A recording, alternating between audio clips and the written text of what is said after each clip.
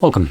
In front of me is an ACER Iconia P11 Pro, and today I'll show you how you can put this device into recovery mode. So to get started, hold your power button and select power off from the options right here. And when the device turns off, you will want to hold power button and volume up at the same time.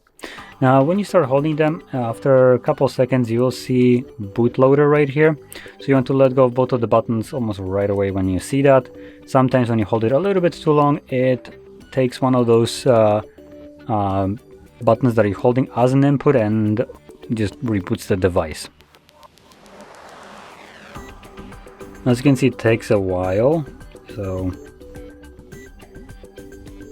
just keep on holding it. I am gonna let go of the power button and start holding it just because it's taking just a bit too long, so off and back on. There we go. So it looks like I did begin holding it a little bit too soon, which resulted in the device just not doing anything with the buttons that I was holding. Now in here you'll need to use only volume up to navigate through the three options, and volume down will be used to confirm whatever is selected. So it's already selected recovery mode, which is what we want to have, but you can just kind of see how it works. And I'm going to press volume down to confirm it.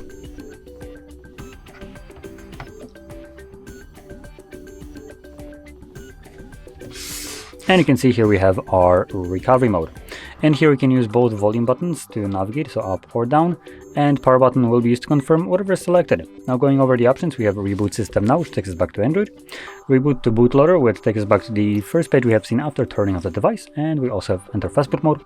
Then we have apply updates from ADB or SD card, wipe data, mount system, flags, run test, enter rescue, and power off. Now anyway, I'm gonna stick with the first option, confirm that, and like I mentioned, this will now bring me back to Android.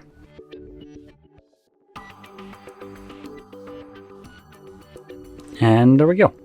So if you found this very helpful, don't forget to hit like, subscribe, and thanks for watching.